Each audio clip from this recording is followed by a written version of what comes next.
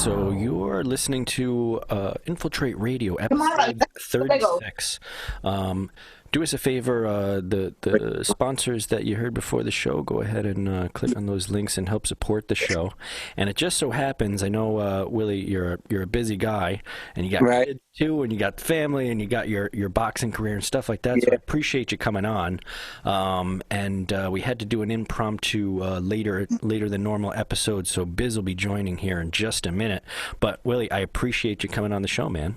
Thank you for having me. Pleasure's mine. Yeah, absolutely, and giving me some time in your day. So, as per usual, I'll kind of talk about we'll talk about what we're drinking, and being that you're the guest on the show, what do you got there in front of you? I know you're working on some other stuff you were saying, but whether or not you want to talk about any of that, we can get into whatever you want to get into. But what are you drinking right now?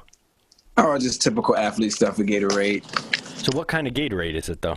You said it's cucumber? The lime cucumber, man. This is like my favorite one. I don't think I've ever had that. It literally tastes like cucumber. Like, I love it. I do like cucumber. I once bought a bottle of cucumber vodka. It's Effin. Effin vodka. Okay. EFFEN vodka. Yeah. But the problem with it is that it just tastes like, and Biz is just joining us here too. Hey, Biz, we already started into the drinks thing. Hello. Biz was good. How you doing? Cooler. Good. So, but the problem with the effing vodka is it doesn't taste like vodka. Like, it's not strong. It just tastes like cucumber. And so I ended up drinking almost the entire bottle in one night just because I'm like, oh, this doesn't taste like anything. And it tastes like water, mixed with a little bit of cucumber. Right. I got a little more hammered than I was expecting to. So Willie's drinking cucumber lime. Gatorade. Cucumber lime. Lime Gatorade. Have you ever had that, Biz? No, I don't think so. Huh. All right. You said it's Gatorade? I didn't know that they made such illustrious flavors. Yeah. And then what I got here is I promised to get a little weirder with my stuff. So to myself, this was a promise I made to myself, and get a little more adventurous, because I've been doing like whiskeys, and although I did the Japanese whiskey last week, but this Cunol liquid turmeric, it's got like orange flavor. So I usually drink this with my green stuff for like a health drink, but I decided to mix it with some vodka and some Polar Mandarin orange seltzer. And it's actually, I was telling Biz before this, I'm like, if we end up having to reschedule this, I don't know if I want to drink it. And then I had a sip of it, and I was like, oh, this is actually delicious. So, you like vodka, don't you? Give it a shot. Yeah. Well, I'm a whiskey guy normally, but like if I'm mixing something with it, vodka is like a, something you can mix with pretty much anything. And what do you got, Biz? I got a Mountain Dew Amp. I think it's just like their original flavor. That's what it says anyway. It's like a lime. I don't know, just some random energy drink from Mountain Dew. Yeah. Huh. You've had that before? Yeah. Really? Yeah, Biz likes his energy drink. So Biz doesn't drink alcohol, so usually he gets wild with his energy drink. So I'm like that with coffee? Yeah. Big coffee guy. What's your favorite coffee place? You do like Starbucks, or you do like Starbucks. My wife turned me on to Starbucks about 3 years ago. So yeah, I spend a lot of money. I should get it off for the money I spend at Starbucks. A pro tip, because I also drink a lot of coffee, and actually back in the day I used to work at a Starbucks, but you always do the card on your phone, because you get free stuff after a while. Oh yeah, my wife has that app. What's your go-to drink at Starbucks? Do you do espresso? It's either, obviously everybody gets the caramel macchiato, like that's like they're chilled or warm, but I like the salted caramel frappe. But when I'm like, that's like a treat for me. Like when I just really want a really, really good cup of coffee, you gotta realize I live in Tampa now. So I mean, I'm down here with all of my Cuban relatives, man. So they make coffee. Yeah. So that's like 4 different Cuban spots I go to down here, man. For some, nobody makes cafe con leche like Juanos, man. That is 100%. Cuban coffee is the shit. So, and feel free to curse too. By the way, we're not on terrestrial radio at the moment. We used to be on, and then decided to move it all to a podcast. But dude, thank you so much for coming on. We initially met.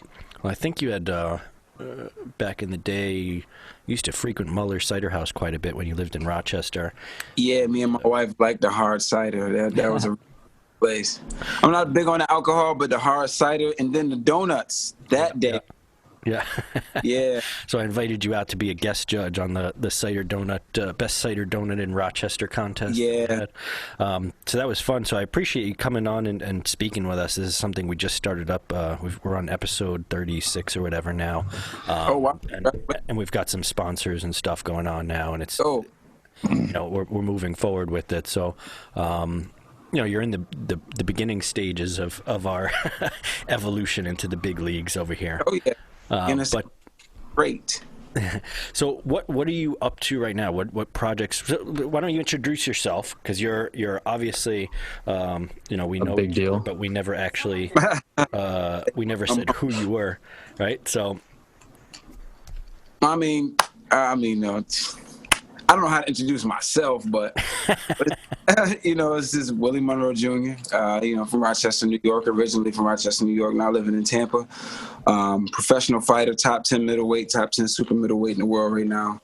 I know you had asked me about something earlier, man. You guys are like the first guys to get to see this, man. Like, this is my top that my wife is making right now for my next fight. So it's and then I'm wearing my strength and conditioning coach's brand, Easy Work, and this is all kente cloth like this. So we got a nice little slice up we're doing for the next fight. The costume in the back there, then what you'll be wearing that, obviously not while you're fighting, right? I would assume. Right. No, not while I'm fighting. It would be my ring walk attire, but it's an African general. It's we got the kente cloth, which is like a definitive African print. You know what I mean? And then you got the shoulder. What do you call these, babe? Tassels, fringe. I forget the name of the top thing, but the ampulets. The ampulets. So we got the big ampulets, and those they have the kente cloth in those too. So this is very detailed. And then I have metal toggles on it. So these aren't like buttons; these are actually toggles, metal toggles. Is that just easier to get off as you get into the ring? What was that? Are those just easier to get off as you get into the ring? Yeah, and it looks regal. It has reality to it. You know what I mean? It's this is African king right here. This is general. I run shit. You get what I'm saying? And what's that design in the black pattern? Is that like paisley or? Yes, it's just gold accents. No, down at the bottom, the black on black part. Yeah. It's another African print. Okay. So, yeah, we didn't just want to go straight black because if you use that print, it'll make this pop. Yeah, definitely. And your wife is a clothing designer too, right? Yeah, she's a well-known seamstress, man. She's did my video go out? Am I back? No, you're back. I'm sorry. Okay. Yeah, man, she's a top seamstress, man. She's done prom dresses. She's done weddings. When I say weddings, I'm talking like the whole shebang, like the wedding dress and the bridesmaid's dress. Oh, wow. You know what I mean? She's done a little bit of everything. So, and it sounds like you got some kids running around too, right? Back there? Yeah, I got my three of them back, man. So I forgot, guys, now I'm a middle school and an elementary school teacher also. Wow. So this homeschool stuff, man, I have a healthy respect for teachers now. Oh yeah, multitasking. I know the drill very well. I'm doing the same thing with two right. So, let's obviously you have that pre-ring outfit, right, for a reason. So is this a particular fight you're about to do that you're getting into? Or is it? Yeah, we were. Our name was. We were highly. I don't know how to say this. I want to say highly recommended because we were like, we're in a bag to be picked right now. We're very close to like possibly finalizing a deal to fight Canelo Alvarez. So, wow. But it's been real up and down because of, I don't know if you guys have been reading or following anything with Canelo Alvarez, but getting an opponent, getting the right opponent, they don't know whether they'll have a crowd there or not. I know you guys have been seeing all of the sporting events, crowd or and now they're getting to the point to where they may. I think in like late November, early December, they're going to get back to the point to where they're letting like a half a capacity crowd come to the sporting events. So a lot of that plays a part because Canelo's contract is big, and the fans showing up play a big part in him getting his money. Right. So everybody has to take a pay cut. So now we're just fishing around, but nobody wants to fight Canelo. You know, a lot of these other guys who are talking about fighting him are saying that they don't really want to fight him. They want a payday. So the only guy that seemed like they're really up for the challenge and really, really ready to do it is me. So my name is heavily considered right now. I'm just keeping my fingers crossed because boxing is a theater of the unknown. So, you know, it could be one thing, totally different thing tomorrow. Yeah, and especially now with what's going on with any kind of live event. I mean, musicians, performers, you know, sporting events. I mean, are you in boxing events? Are they putting, like in baseball, how they're putting the fake people in the stands? Like they have. I saw a couple fights where like it was like a billboard of like fans in the back. That's awesome. Do they like pump some crowd noise in too, so you get a little bit of like a feel? Yeah, I was seeing it's almost like the old school shows where they had the laugh machine when they would have a so not like I hear it's. I'll be watching fights and I'm like, am I tripping or do I hear a crowd in the background? Well, that's a big part of it, right? When you're fighting. Yeah, it's a part of the experience. So what got you into boxing of all the sports to get into? I mean, getting hit in the face is a very particular. You know, hopefully you don't get hit that often, and you hit people in the face more than you get hit. I mean, you know, I'm still smooth. Still good looking. No cauliflower ear. No cauliflower ear. No cauliflower. Yeah. So what got you into it? Were your like parents, any of your family boxers, or was it just something you got into? Well, I mean, it's a big part of my culture and my family heritage. You know, my grandfather's Afro-Cuban. So if you know anything about Cuba, you know, like boxing and baseball are like religion in those countries. And, you know, my great-grandfather, who's from the island, you know, he taught all 8 of his boys how to fight, you know, and my grandfather was a dope fighter, but, you know, he ended up having an accident where he lost his eye when he was younger. So, you know, he didn't, his professional career didn't propel. So they turned to the fighter that was like sort of the best in the family, which is my grandfather's younger brother, my Uncle Willie the Worm, which everybody hears about. And he beat Marvin Hagler. And everybody knows that Marvelous Marvin Hagler only has 3 losses: Boogaloo Watt, Sugar Ray Leonard, and Willie the Worm Monroe, who's my great uncle. Then my dad, my grandfather, obviously, like I said, you know, his career was cut short. So his firstborn son, he named him after his brother that was like the best fighter in the family. And then my dad was named after my great uncle, and then I'm named after my dad. My dad was a top middleweight in the 90s. So it's just like a family tradition. Like, you know, I grew up hearing about all of the, you know, the different accomplishments of the fighters in the family. Saw my dad fight on like Tuesday night fights and HBO, you know what I mean, when I was like 5, 6, 8, all the way. I mean, he retired in 2000, so I watched my dad fight on TV a few times. So it was just natural. It sort of just flowed, like, you know what I mean, like, even the girls in the family fight, you know what I mean? So everybody, if your last name is Monroe, you're going to know how to fight. Yeah. A couple of them can kick your ass. Any of the girls in your family can kick your ass, Willie? Yeah, my sister Alexis will probably beat the hell out of me. She'll be happy you said that. Well, that's awesome. So that's interesting because we always talk about like where people's kind of people that are entrepreneurs or people that get into entertainment or music or whatever their thing is that they're super passionate about, which I'm assuming you wouldn't be at the place you're at now if you weren't passionate about boxing, right? You know, where that comes from psychologically from their families, or does it come from someone influential in their lives? And it's interesting that your family is into boxing. Is anyone else professional aside from you? I do have a cousin, Marcus Hall. He's not active right now, but he's a professional fighter. His brother, Dwayne Hall, he's a professional fighter. And we're the only 3 active ones right now. Okay. All right. Go ahead. I'm sorry. No, I was saying as far as like active fighters in my family, like we're the only 3 right now. Gotcha. So the big fight right now is up in the air as to whether or not it's gonna potentially happen just because the COVID, right? That's preventing some of the because we have a megastar like Canelo, whose contract is to make, $35 million a fight. And now that's being, cut into like a half, maybe a quarter, simply because, you know what I mean? The fans can't be there. And like, a lot of people aren't buying like the big pay-per-views. It seems like they'll buy them with Canelo. But Canelo's, a lot of his money comes in off of, the fans and the merchandise and being at the event and, stuff like that. So COVID put a big hurting on that. And I think that's why it's hard for them to find someone who actually wants to fight Canelo, because as Canelo purse has to be cut in half, so does the guys who are fighting him. Right. So, a lot of guys, I don't know no particular numbers have been spoken.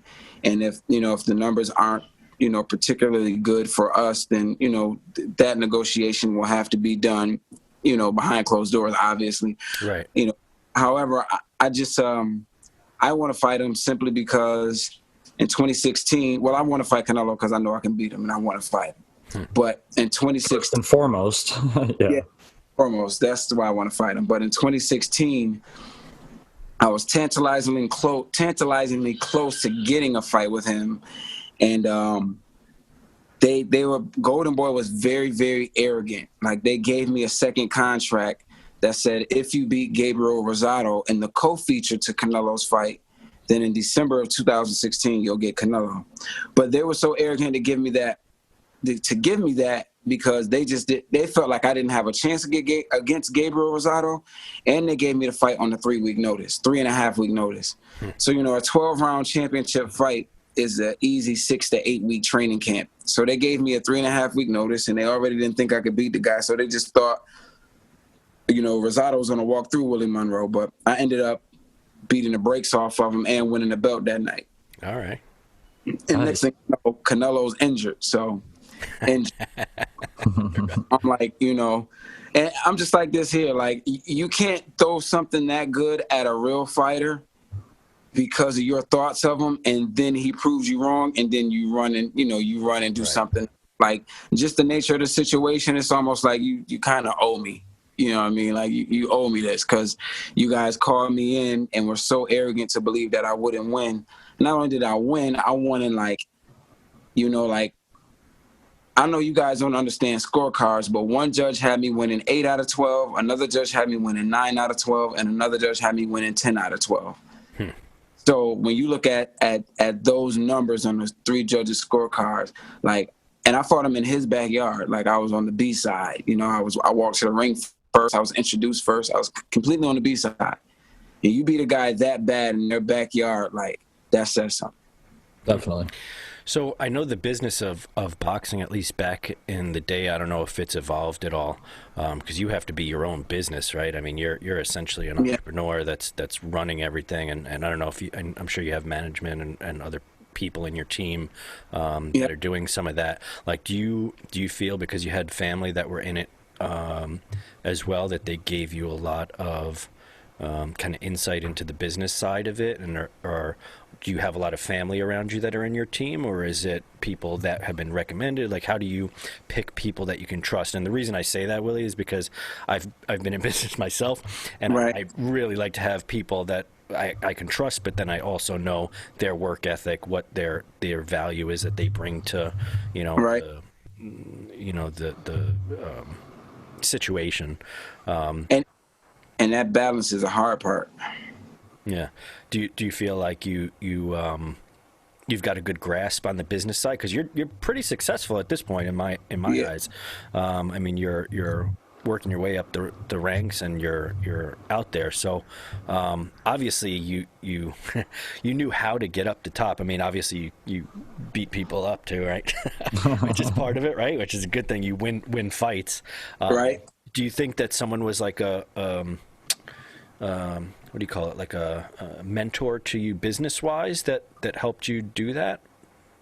Well, for me, it's been pretty much a family affair the whole way through. Like my brother Trent Monroe, who's, a phenomenal R&B artist. Me and him had a group together. He helps manage my career. You know, my dad helps with the training schedule. He's, chief second in my corner. My wife helps me. My brother and my wife helps me out with as far as like, obviously my wife helps me out. You see this, but on the business side of what type of contracts to be in as far as negotiating. And my brother's in LA, so he has a lot of access for me.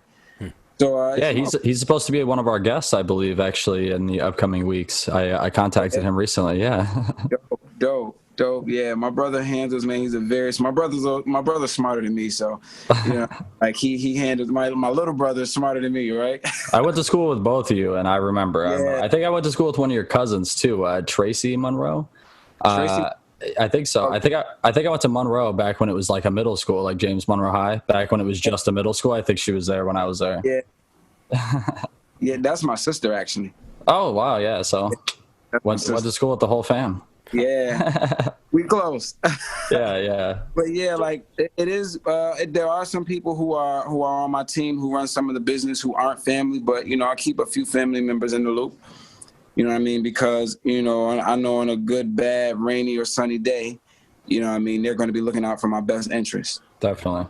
And the fact that I have my brother, me and my brother were taught business, period, not just the boxing business or the music business. Our dad schooled us on things to look out for young, because he was a professional fighter in this entertainment industry. So, he schooled us to things young on what to look out for, what to ask for, what to be careful of. And it's had a big impact and influence on why I'm successful, because coming out of Rochester, Rochester isn't a premier spot for sports or athletes, so coming out of Rochester as a professional fighter, getting out of the rut and getting to that championship level and that, the TV and the notoriety, that level, without the help that other fighters have, is a testament to my business mind and what and to what I've been taught and the experiences I've had with my dad, my brother, my wife, and how we've navigated this whole. It's like I said, being from Rochester, it's not as easy. For sure. And navigated and sort of decoded the matrix and made it through, because a lot of guys you hear about, they're either from Cali or LA or parts of Texas or New York or big places, big hubs like Florida, places that have sports teams, big football teams, big basketball teams. You see a lot of fighters come out of those cities and those states because,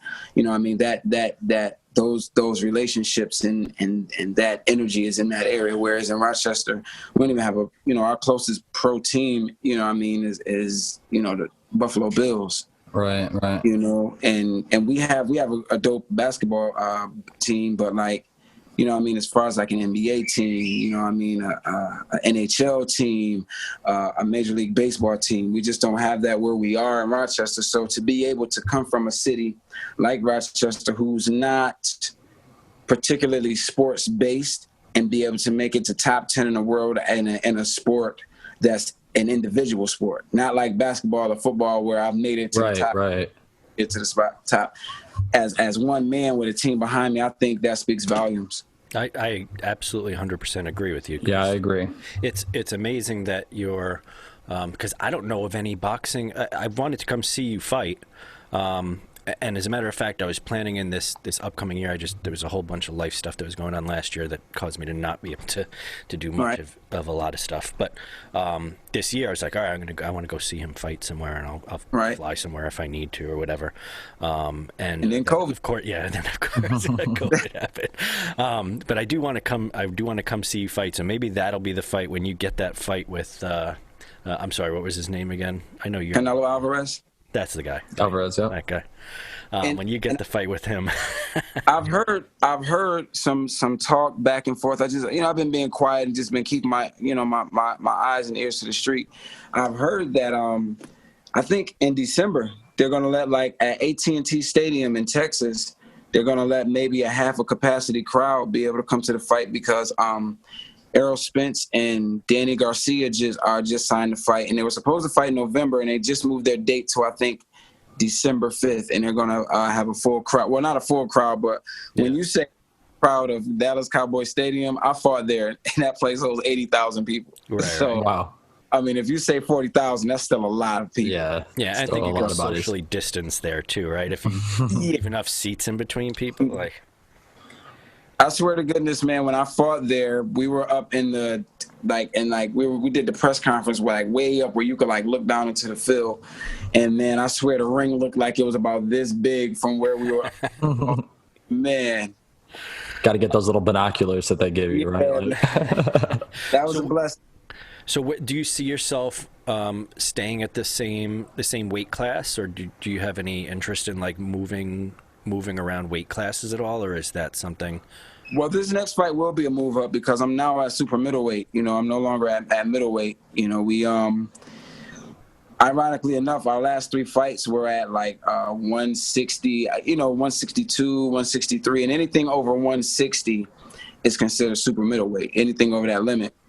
Now, I don't call the weights. The opponents ended up calling the weights. I came in at 159 pounds every time, right. But those guys came in, and because the fight was scheduled at 162 pounds and the contract was scheduled at 162 pounds, it made it a super middleweight bout. Huh. So sometimes I got to do things like that just to get a guy in the ring. But with that being said, I had to, I'm now rated at super middleweight. I'm no longer rated at middleweight. So this is a move up because I thought I was going to be fighting at middleweight. So. Is there differences in just because I'm not, I mean, I know a little bit about fighting. I do watch UFC more than any other type of fighting, but I do like boxing. Is there a difference in pay scales? Because obviously there are ones that are, the heavyweights obviously are can be, I guess, more lucrative bouts, right? Or is middleweight that or? It's popularity because Floyd Mayweather is the highest paid fighter ever, and he was nowhere near heavyweight. Floyd Mayweather's 147 pounds. It's an entertainment thing, right? One of the things you mentioned earlier about the business of entertainment and being out of Rochester.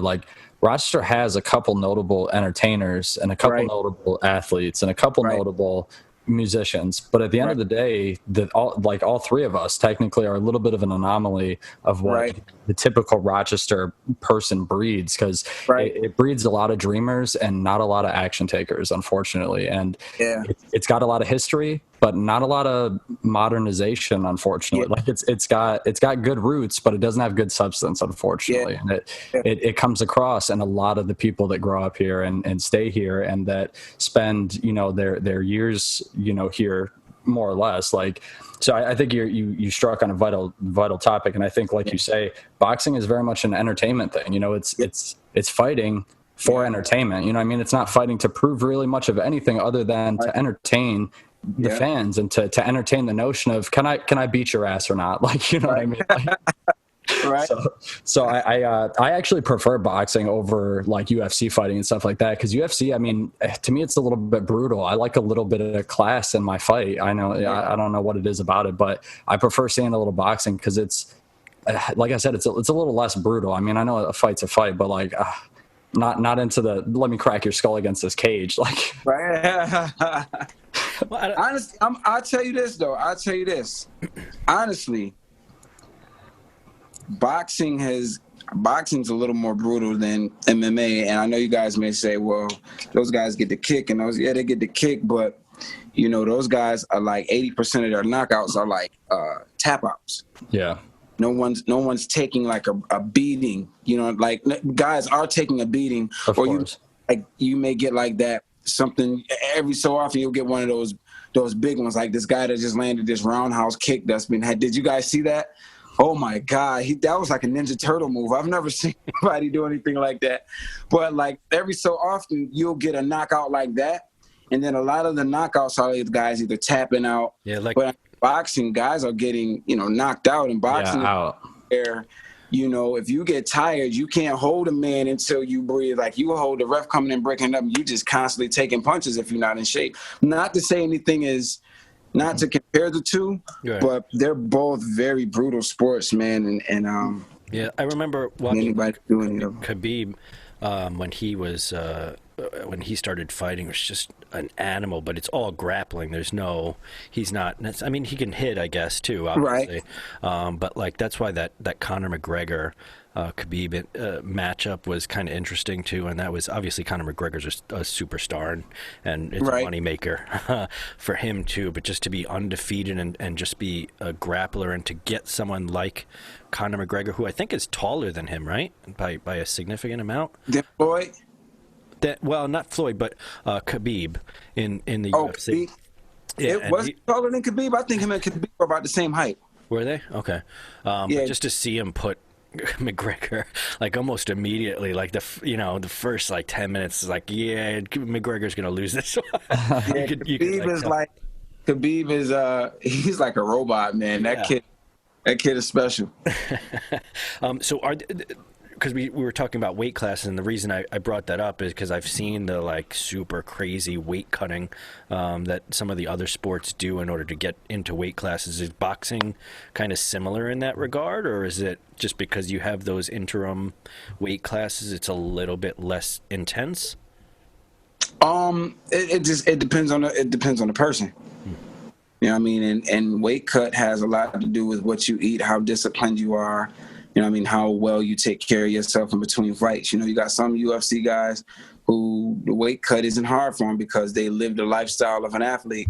And you got some MMA and boxing guys who in between fights, they get 20 and 30 pounds over their weight class. They get a little bit of money, and you don't see them in the gym for like 3 or 4 months after. You know what I mean? So it all depends on the individual. 1 second, guys. I'm sorry. Yeah. Sure. Yeah, that's always, I don't know if you had an opportunity, Biz, to ever watch like some of the weight cutting stuff for like UFC stuff, but go on YouTube and look up some of them, like the crazy weight cuts that some of them have to do. Yeah, I see. I've seen them. I've seen them before. People do a lot to get, back up under those numbers. And that's what I was going to say, is that like boxing itself is, comparing boxing to like UFC as far as like how stamina and how much more shape you kind of have to be in because of that it's like comparing soccer to like American football.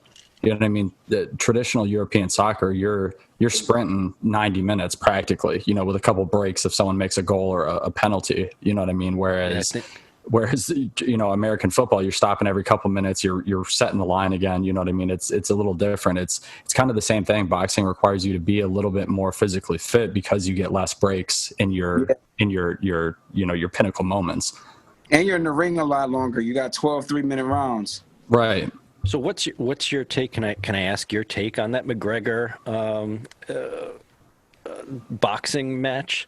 What did you think about the Mayweather versus McGregor fight? Do you think? Listen. I give McGregor all of the props in the world. I know a lot of people are talking about the money thing, where I'm like, yo, if a guy is confident to jump into a sport that's kind of like his and be confident enough to say, I know I can beat you, and actually come to fight. I mean, look how like McGregor came to fight. You know what I mean? If he had the skill to try to pull it off, he would have tried it. He didn't just show up to make money. Right. He gave. I mean, I saw more action in that fight than I did in like 3 or 4 of Floyd's fights. You know what I mean? Not to say that Floyd isn't I love watching Floyd. I think he's a complete genius in the ring. But when you talk about somebody to actually get in there and make Floyd have to like go into his bag of tricks, and make Floyd actually have to pull something out of the bag that you haven't seen him use in a while, McGregor did that. You got to give it to him. And he was significantly bigger than Floyd. And man, when the bell rung, and because like when they did the face-to-face and they had their suits on and stuff, you could tell McGregor was bigger. But when the bell rang and they were like fighting, I was like, oh man, he's way bigger than Floyd. So yeah, I mean, it's interesting to hear like your take on it. Like, so Floyd Mayweather is like, and again, not being an expert on boxing by any means, but he's like a technically very sound boxer, and obviously he can hit hard, because otherwise he wouldn't be where he's at. Do you think his like skill, as like from your own experience, like do you think his skill in terms of his strategy is why he wins, or do you think his strategy is like second to his power? Like, what do you think is his kind of key to success, you think? Well, I mean, Floyd's very, very skilled and at the experience level. You got to remember, man, like if you really follow Floyd, like Floyd was like, beating up Pernell Whitaker when he was 16. You know what I mean? And Pernell Whitaker was considered the best pound for pound, you know what I mean, before Roy Jones. And then Roy Jones took that title over because, Pernell Whitaker was a little bit before Roy. But, Floyd was, handling his business with him when he was 16. So, when you come from a fighting family like that, man, and that's all you know, and that's really the only chip you got to bank on, you put all you have into it. You know what I mean? Like Floyd didn't finish school. He didn't, he didn't do a lot of things that a lot of us did. And what his circumstances didn't allow him to. So he put everything he had into boxing and it paid off. Yeah, definitely. I was just going to say it paid off for him. Definitely. He's very disciplined too. I don't care how much junk he talks or how much how it leaves a bad taste in some people's mouth and, understandably, but, he's a very, very disciplined athlete. He's like a Kobe Bryant, you know what I mean? He up here, he's like just that much further ahead than his competition.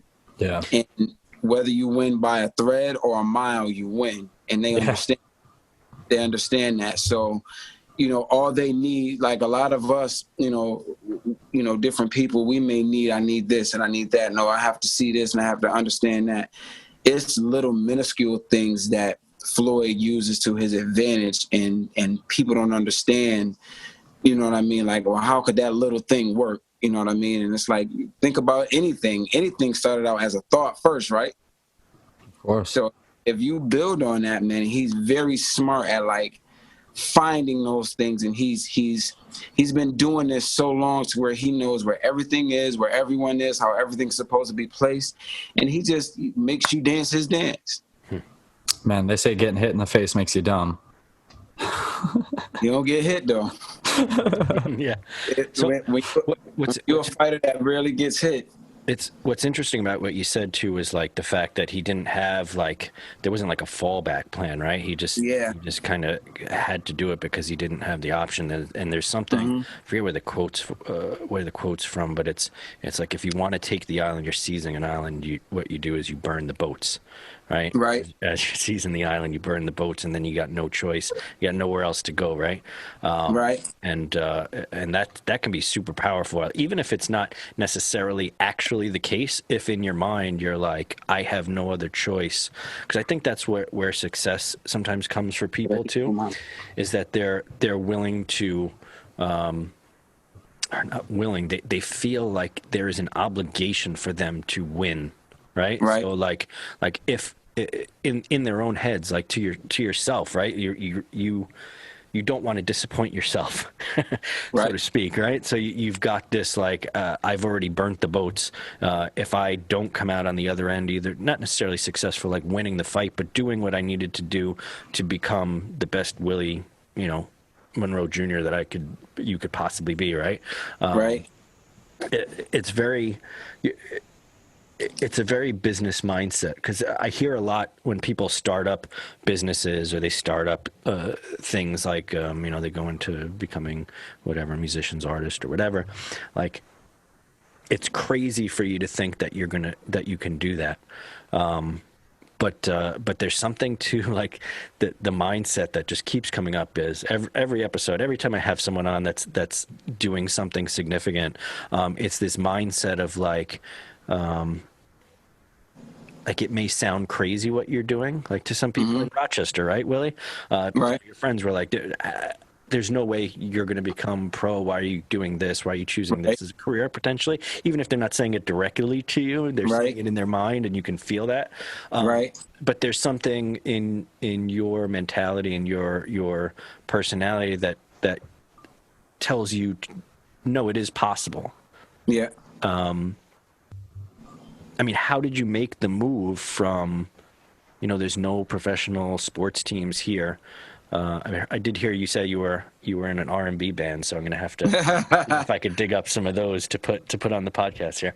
But how did you make the jump where you said, I'm going to do this professionally? Because you could have went you could have started some fights and then said, well, there's not a lot going on here in Rochester, so I'm also going to, go work at, I don't know, some office somewhere, Right. and do that, or I'm going to, become a veterinarian. I don't know, something else as like a backup plan. Like what made you think, or what do you think caused you to think that you could do what you're doing right now? I think it was from the intention and all of the work I had put in as a youngin'. You know what I mean? Like, I was national champion by the time I was 13. You know what I mean? So I just understood that I was destined for it. And I did have a music group, but it was just like I didn't do all of this for nothing. And turning pro and becoming a champion was always the goal. So it wasn't really a hard transition for me. I definitely had a lot of discouragement and a lot of people, because there's a lot of people around Rochester who, could have or should have or would have. They're sour and salty, man. Yeah, and they, they project their fears and their experiences on you. Mm-hmm. But I have to be strong enough, man. I have a strong faith base. My family, my wife. I got to give huge props to my wife for putting up with me. You know what I mean? And when I say putting up with me, not in a bad way, but just dealing with, the mindset of an extreme athlete. You know what I mean? Yeah. Of an extreme guy that's very, very disciplined. You know what I mean? That wants to be in a bed at a certain time because I know what I'm chasing at 4:50 in the morning, and to see me do it over and over and over again, and to support me in it, and so to make my dream her dream and the kids' dream, like those things are the things that make me keep going. I really don't, some of the things people say can get to you because, boxing is something, people like, you can't take it personal, but it's like, it's almost like you're trying to knock down my sandcastle. Like, you know what I mean? Right. Boxing, I take punches for this. There's a lot of pain that come with this. There's a lot of, missing out on things that come with this. And, when people have discouraging things to say, it's like, you don't know the half.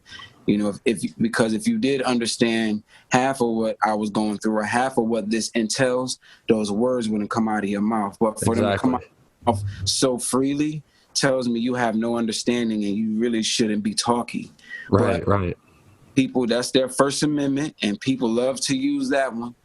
So, I just that is expertly said, man. That is phenomenal from start to finish. That entire explanation from how your spouse supports you all the way down to the snakes in the grass. You know what I mean? Like it's harsh. It's real harsh. And people like you said, if people understood what it took for you to be a success, not you per se, but you in theory, you know what I mean? You might actually not be as envious of that success as you think you would be, because there are so many sacrifices, so many like literal blood, sweat, tears, and scars go into trying to follow your passion and dreams. And it comes at a major cost, an emotional toll, a physical toll, a mental toll, just in so many different ways. You know what I mean? It's insane, the ripple effect that following, especially athlete and entertainment and musician dreams can have on your real life. You know what I mean? Like, and people don't care, it's a joke to them. You know what I mean? It's a joke to anyone until it's them. Yeah. You know what I mean? And it's like, and I've learned, like, I've gotten to the point to where I'm a little more, observant. I've always been observant and keep my ears open, but I don't even reply. I'll just sit back and just like observe who this person really is. Just listen. And before long, it'll click. Like, oh, okay, you told on yourself. That's why you feel that way. You're not mad at me. You don't care about you're mad at yourself. It makes sense. I'm not even mad at you no more. You don't even understand that you're mad at yourself. So it's going to take you maybe 10 years until you understand that. They hear it, baby. We got some music. We got some music going on there, too. You got to tell her if she's going to play music, she's got to charge people for listening to the music. But no, and that's something too I've learned over time. Like, I think that you have to have a mindset of like, if no one's I mean, it sounds so cliche. If no one's hating on you, if no one's jealous of you, and you're not getting any hate, then maybe you're not really doing something that's got some success. Because what tends to happen is when you reach a certain certain point in whatever it is, your career, or if you're getting in shape or whatever the thing is that you are, if you are at some sort of a high level in whatever the thing is, that's sort of a mirror to people when they're looking at where they are. So if they want some level of success like what you've got, it's not a comment on you, right? It's a comment on themselves. Yeah, because it validated their failures. Right, like I haven't reached that level. He Willie did, so it's easier for me to place that blame on Willie, that he somehow magically made it to the point that he's at in his life. He's younger than me and found more success than me. That's got to be something that he did, not me. That makes them feel better about them not putting in the work to get to where they want to be. And I tell people all the time who look at the success, I'm like, are you sure you want success? Because that comes with a heavy toll also. You see the fun of it all. Like it's definitely just as equally a bad side of it. Ooh. So are you willing to deal with those nights? You know what I mean? Those days, are you willing to really deal with those days, to put up with those days to get the days that you see that it looks fun?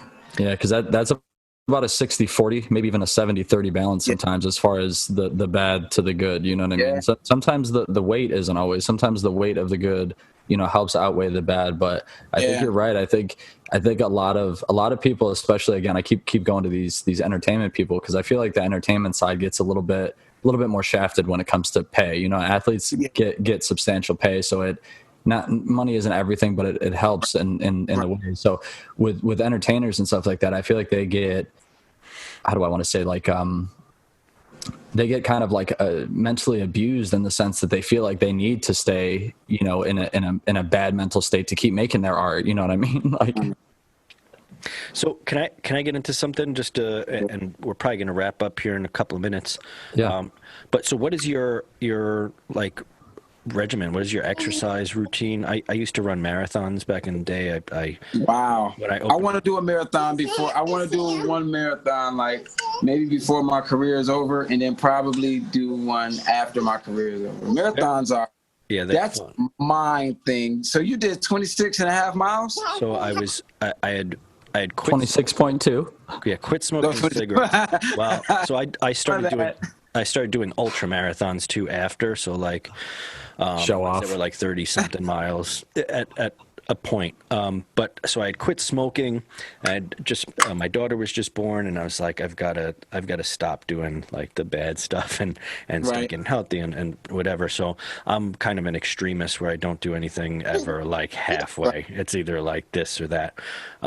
And so I know the kind of training that takes and the amount of effort that it takes to do stuff like that.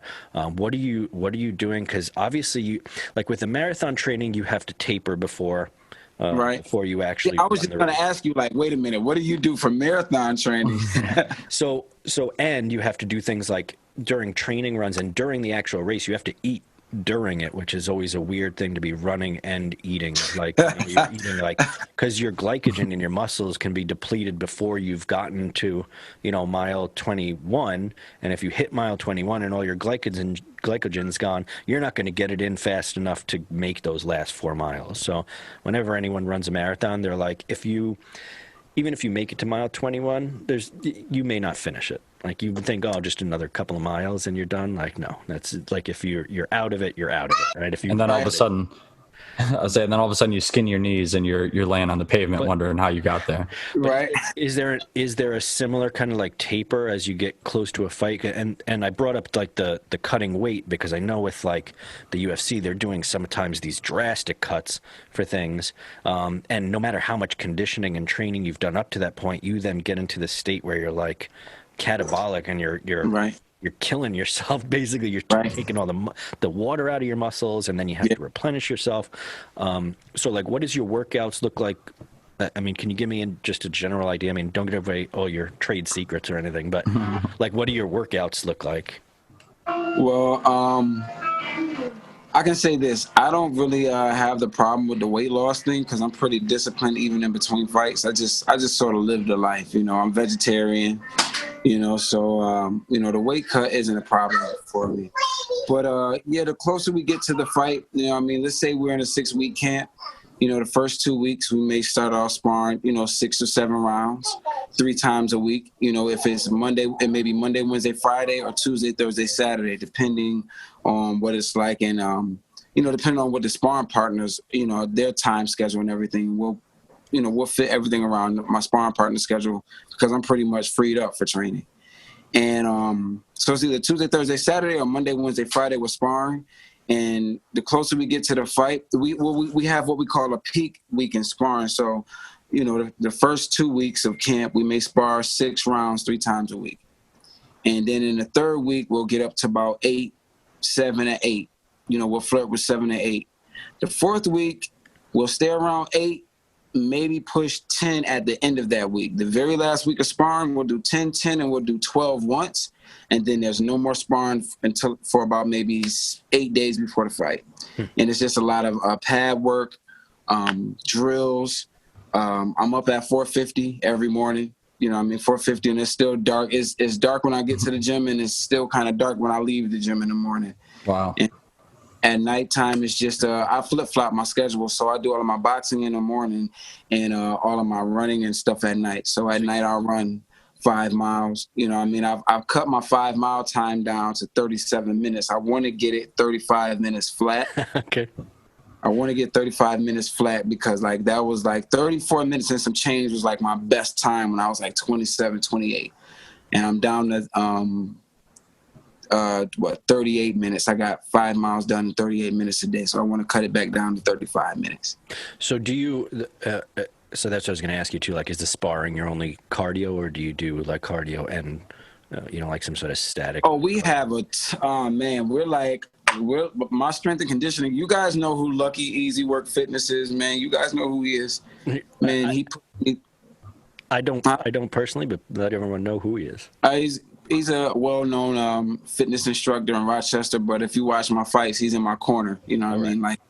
He's my strength and conditioning coach. I apologize for not mentioning him earlier, but when I said brothers, I kind of thought that, you guys knew. Yeah, yeah. Well, you mentioned him at the beginning of the show because you did point out the shirt too. Yeah, Easy Work Fitness. Yeah, man, he has me go through some wild stuff, some crazy stuff I don't want to talk about, but he has me go through some crazy things with training, man. And when I look at my fights and look at how when I get to the 12th round, I still got bounce on my legs and still got, zip on my punches, I'm I know I'm in great condition, but he definitely pushes me to the mill and back. Do you do weight, any weight training too during your stuff, or minimal or?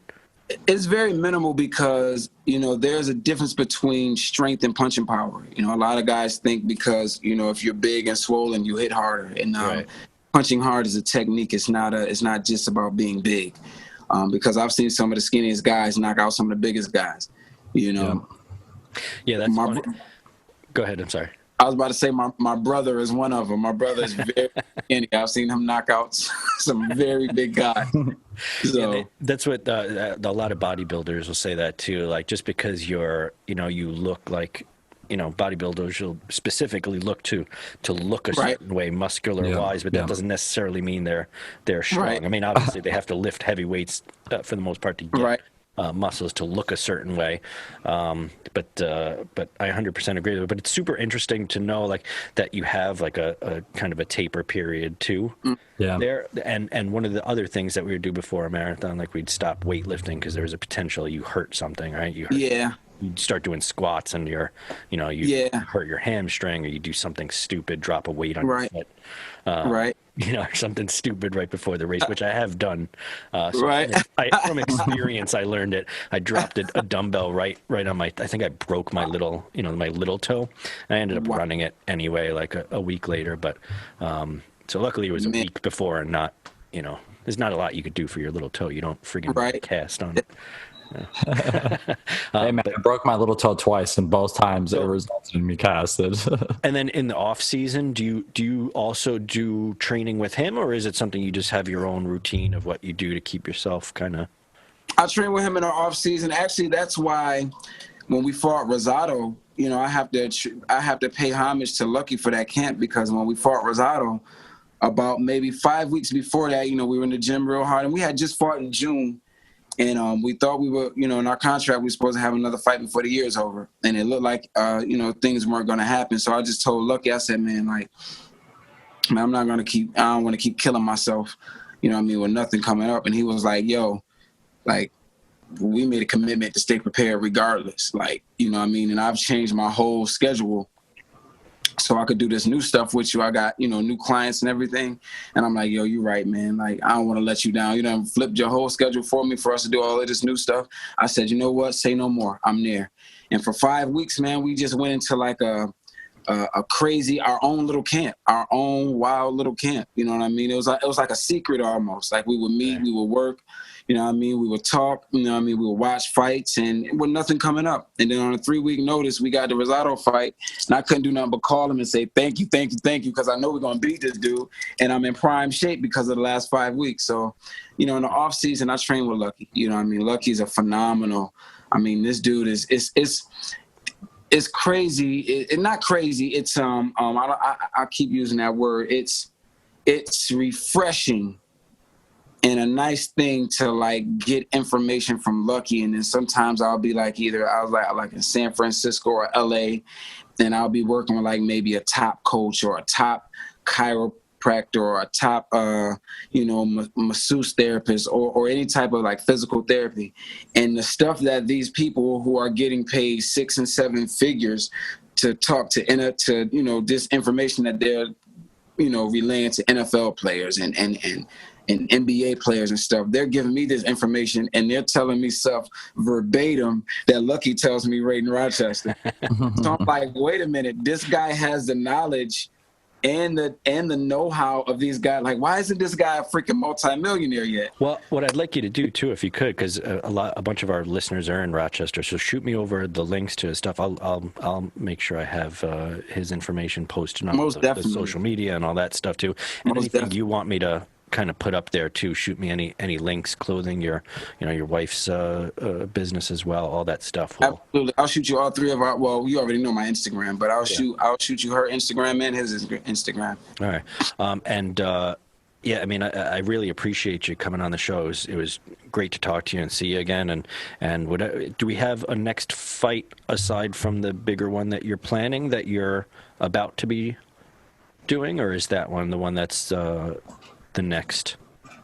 So I'm just waiting until because have you guys heard of this really good, this great fighter named Teofimo Lopez?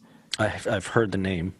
He's fighting Lomachenko Saturday, and me and Teofimo Lopez, we have the same management. So we're under the same stable when it comes to management. So I'm waiting to see what happens between him and Lomachenko. I think he'll beat Lomachenko, but we'll see how the cards are being played after he wins, because it's like chess pieces. We're all set up in a certain way. You know what I mean? And whether you're looked at as a pawn or a rook or whatever, is how you play. The pieces that you're given.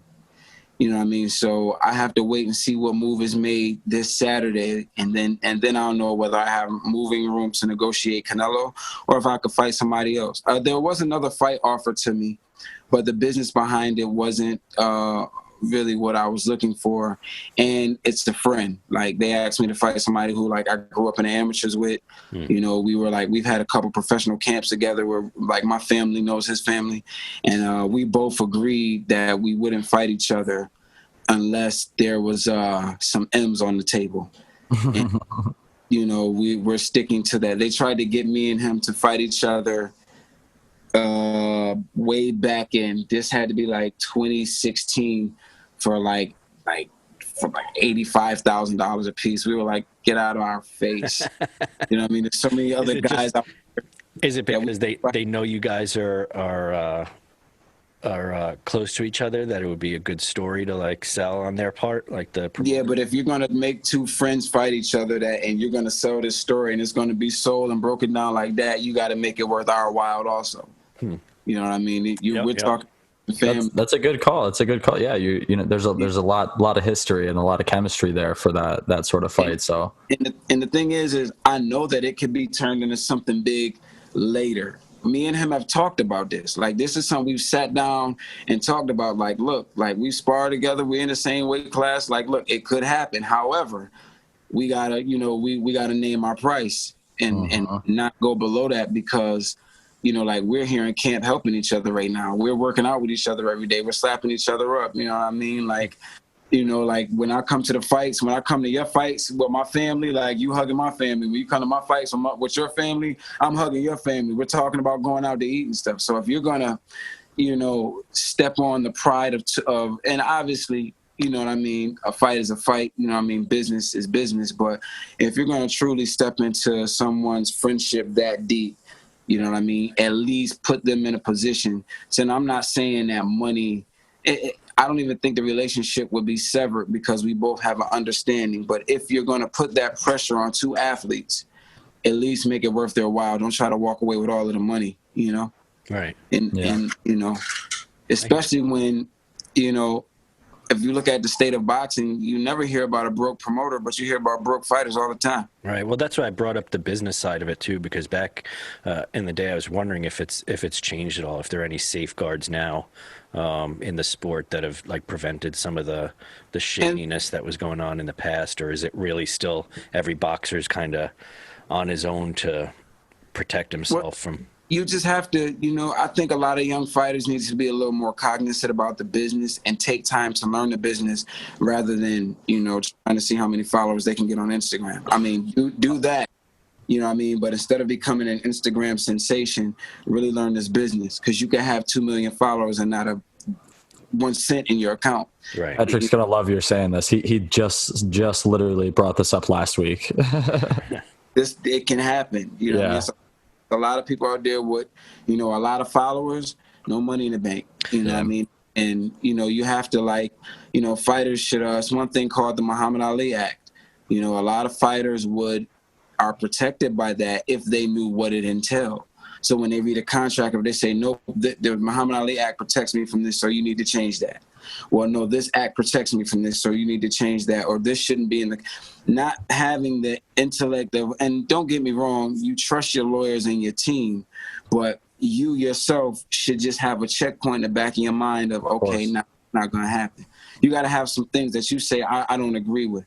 Like, I'll give you guys a story, how contracts work. Like, when we get these contracts, we can't publicly go out and say, some of these contracts, there's fine print that says if you release any of the details, as far as what's being paid, what's being asked of in this, in any form or fashion, in a public fashion, we have the right to come at you and sue you for more than you're probably making.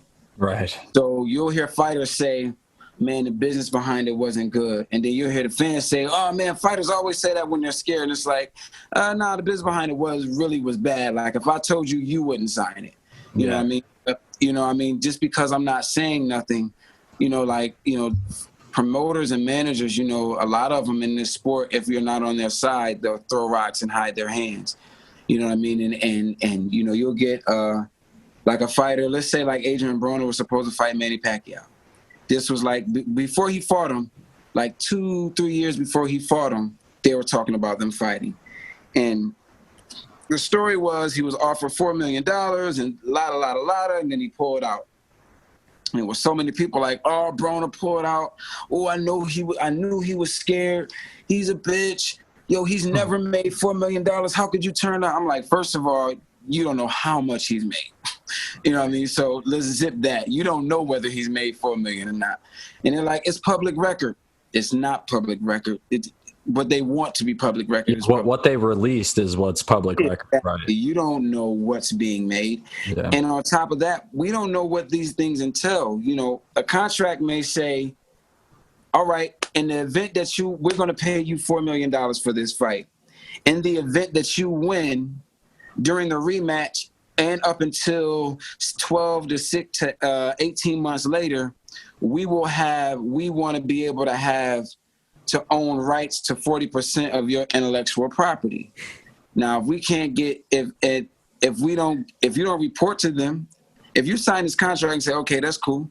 Well, your intellectual property is what? Your brand, your name, your T-shirts you sell, pictures, the article, all of the stuff you sell, all of this stuff is intellectual property. Any ideas you come up with that are in the train of boxing that create revenue for you, they just said, well, we want, I don't know, 20% of that.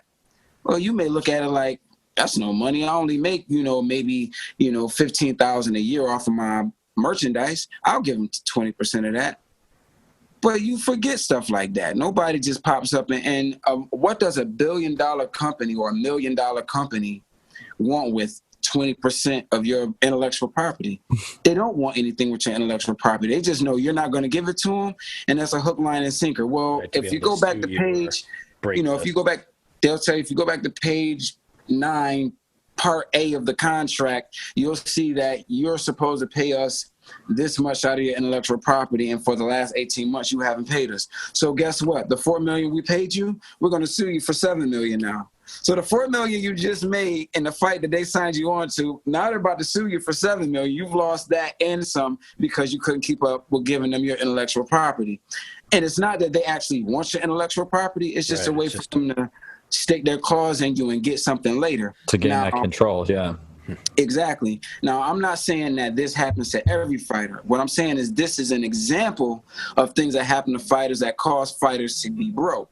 But when you got a smart fighter who says, hey, look, I don't want that in there, like all of my brick by brick stuff, all of my merchandise, all of my intellectual property, everything that comes under my brand, the team that helps Kinche have nothing to do with that. You work with me strictly, you work with Brick by Brick Promotions as a partnership. You work with me strictly as a fighter.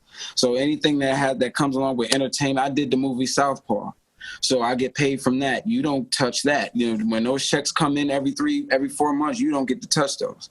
And I make sure that these things are very clear. And I've gotten to the point and to a level of stardom as a fighter to where I can leverage these things. But these are things young athletes and young fighters need to keep in mind. And the story I just gave you was one of millions. It's not like just look out for that. The point I'm making is the game is set up. The game has never been set up for the fighter to actually win or like to actually be to progress in life or to have a lucrative career. Yeah, you'll make some money here. Yeah, you may make $1 million here, $2 million. Yeah, but after taxes, after doing what we tell you to do, you might be back at square zero. And then they got you fiending for the next one. But if guys aren't smart with their money, they don't know how to deal with these contracts. Like, I can honestly tell you guys, the 3 contracts I've been in, I've been able to just be like, all right, handshake, let's just walk away from it. You know what I mean? Like, and because of the way my brother Trent, has what do you call it, made addendums to my contracts and said, well, I need my brother to have this. If you can't give him this, then you got to give him this. You know what I mean? Well, you got to give him the option to walk because he got a family. My brother comes in with all of these different, he knows how to fight. And I've been able to walk out of 3, different contracts with no strings attached. I owe no one any money. Nothing's owed. They don't owe me. I don't owe them. No one has rights to any of my intellectual property, thanks to my brother. And that's what's up. And that's what I alluded to earlier when I said my brother's smarter than me, and just being cognizant. If you don't have a lawyer, use Google. If you don't understand something in the contract, me and my wife and my brother, when we didn't have lawyers, we literally would sit down in the middle of our living room floor and break a contract down like line by line. And in words we didn't understand, we would Google them and find out what the contract was saying, understand the language before we said, all right, this is something we want to do. It's super important. Like even in owning just a brick and mortar business too, right? It's the same kind of situation. You can have lawyers involved, you can have accountants, you could have all these people that are looking over these contracts that you're signing. None of them have as vested an interest in what you're getting out of it. So the lawyers, they're getting paid hourly. Sometimes they could give a shit what's in the contract. Right. I mean, exactly. They might bring something up, but they might skim through it. This doesn't look good, right. Whatever. But I 100% agree with you. And I think what happens, especially with younger entertainers, boxers, whatever it is, musicians get exploited the same way and get thrown into situations where they're a business unto themselves, and the record companies and everyone else, promoters, everyone just takes advantage of this cash cow that's in front of them, that's generating all this money coming in, and it looks sometimes from the outside even, and maybe on the inside their managers are telling them, oh yeah, we're making all this money off of this and that, but ultimately you've got to know what's in your contracts, and you've got to have the business sense to be able to read. And like you said, it's not a matter of you going to law school for 10 years to learn how to read contracts. For the most part, contracts are in English, so you could just sit there and you figure it out what it means, Because I've done the same thing where I've come across some sort of language in a contract. I'm like, what the hell is that? That's a weird thing to throw in here, and it's something, like you said, a little loophole that's used. They know in the future I can use this if I need to screw this guy over. So I think that's probably one of the most important things that you could possibly tell a young athlete, Willie, is to learn that, because I think they can get taken advantage of super easily, and not only can it happen, it does happen way more often than than people think. So and it leads to that early burnout that he was talking about too. I have two maybe super quick questions. If you still got time, I want to be cognizant of the fact that it's 8:30. Oh, it's all good. So I'm gonna be up a little late tonight anyway. I still have to wake up at 4:50. I'm gonna be up a little late tonight working on his website. So so I like the four. You said 4:50 or 4:30 in the morning. 4:50. 4:50. I like working out in the morning, like running in the morning, because by the time I'm fully awake, it's already kind of done. I like my runs like that, and then the sun starts coming up, and I'm like, oh, I'm already done with my this workout. But so where did the El Mongoose come from? Well, like I said, my heritage and everything. But a friend of mine named Sammy Torres saw me, and I was in a primarily Hispanic gym. I grew up in a primarily Hispanic gym, and they were calling me El Gato because of how fast I am and how quick my reflexes are. So they were called El Gato, El Gato, El Gato. And then there's one guy named Frankie Figueroa. His real boxing name, he was a professional at the time. I wasn't even pro yet. His boxing name on TV was El Gato, and I was like, yeah, I can't go with that. So then a good friend of mine named Sammy Torres, he was like, man, you're more like a mongoose, like not like a cat, you're more low you're more low center of gravity. You're very fast, you're very slick. You'll let a guy get that close to you, and before he can get off, you caught him with a 3-piece. He's like, let me show you what a mongoose looks like. And he showed me a mongoose killing a snake, and I was like, oh, Ricky Tikki Tavi. I used to watch when I was a kid. So I was like, yo, and the original mongoose is Archie Moore, but me and him, our mongoose names came from two totally different.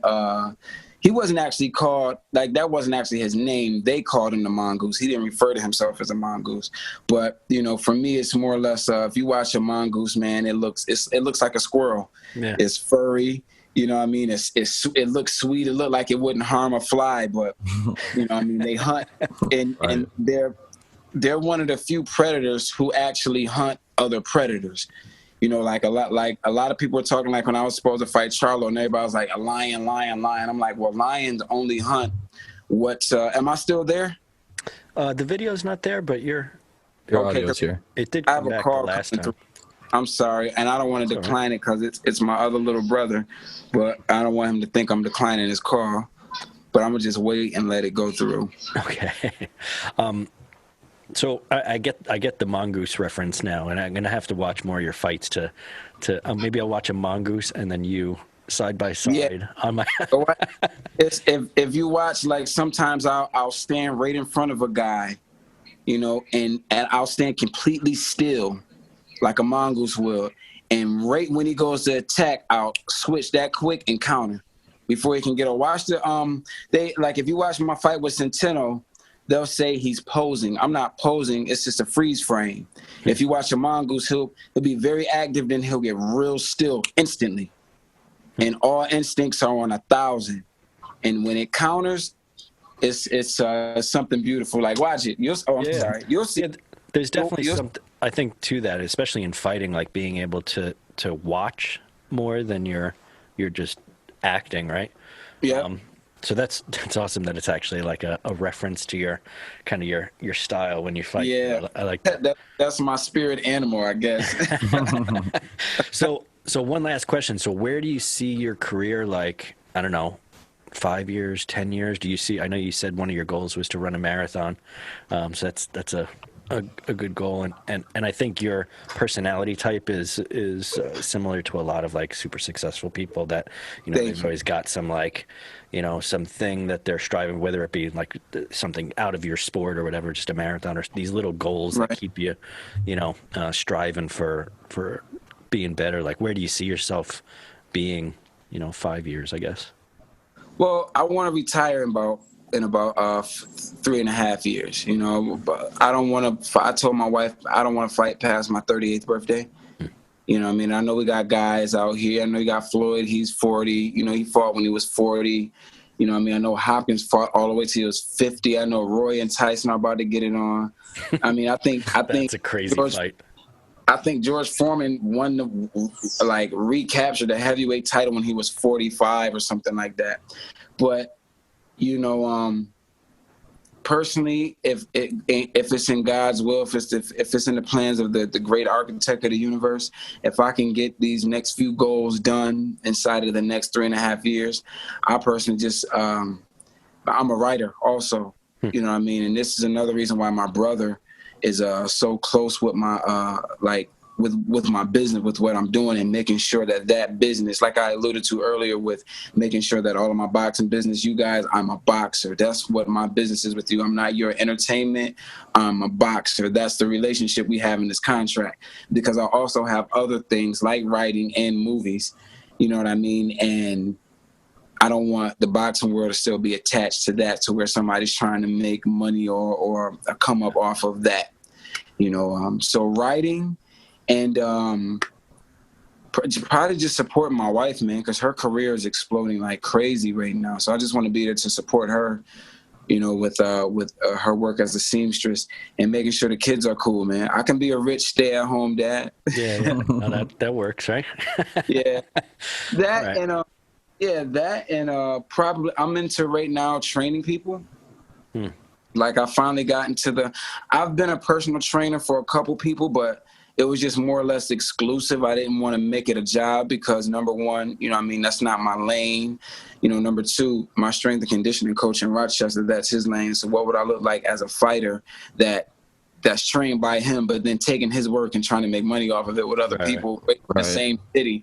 I wouldn't underhand him like that. So, but I do have a couple of clients out here that I train using, his system and his work. So, and if I could do one thing, man, it'd be just, I want my brand to expand, the Brick by Brick brand, but I don't want it to expand so I can just be rich, or like that comes with the territory. But I want Brick by Brick to literally be like a Nike is right now, or the way a Puma is right now, or the way Under Armour is right now. I want that brand to be that big, simply because it's all truth.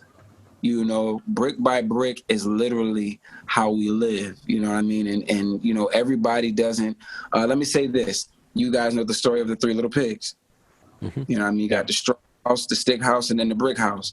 So I really don't have to explain that to you guys, but, brick by brick, you know what I mean? BXB, that brand, that saying, I want people to understand that, and then look to me to say, yo, he's a prime example. If you look at his story and what he went through as a fighter, as an athlete, as an entertainer, and how he kept going, like, it's so many things that when crazy things, downfalls happen, I'm sort of just grateful for him, because I'm like, thank you, God, for another piece of the story, some more substance.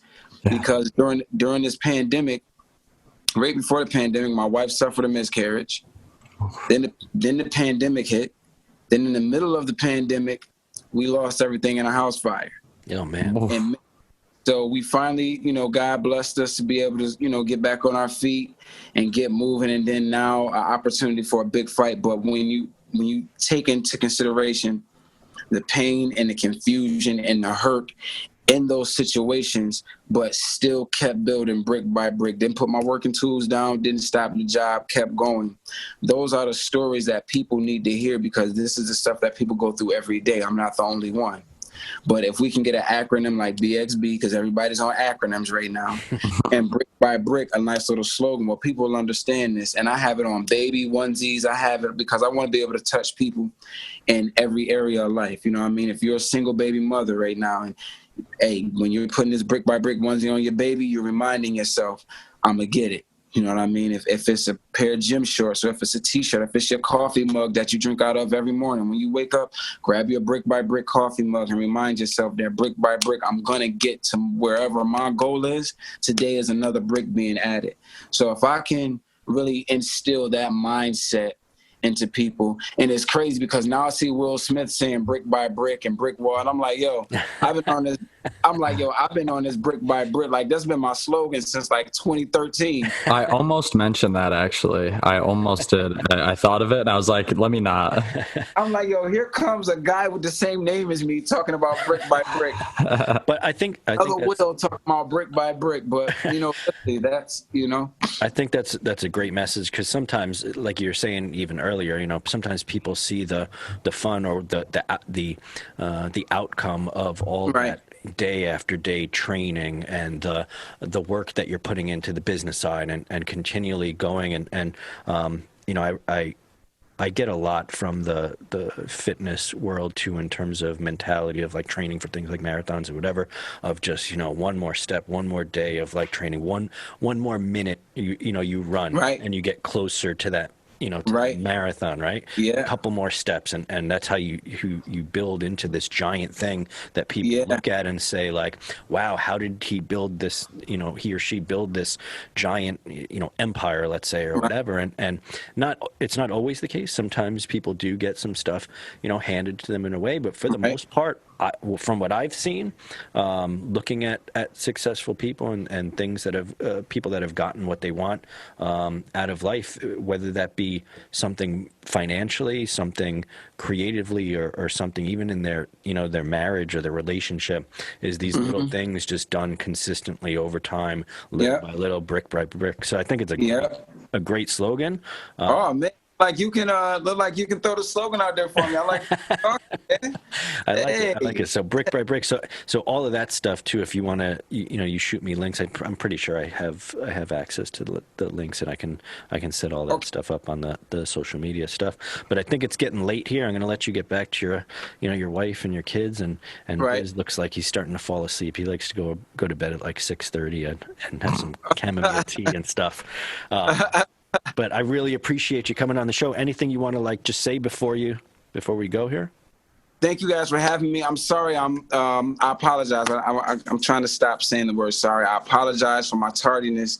Like I said, running around with the kids and trying to get these parent-teacher conferences done via Zoom had me consumed. But thank you guys for understanding my tardiness, and this was an awesome interview. Thank you. Of course, and then hopefully sometime in the future, after you win that next fight, whatever that may be, maybe we'll have you talk to us again. But Willie, thank you so much. Absolutely. So much. Good luck to everything. I'm sure that you don't even need me wishing you luck, and you'll be successful. So we appreciate it. And again, you guys, you're listening to Infiltrate Radio, episode 36. Willie L. Mongoose Monroe Jr. on the show. Yeah. And I'm Patrick Joanne. I'm Biz LaChance. And see you next time. Infiltrate Radio.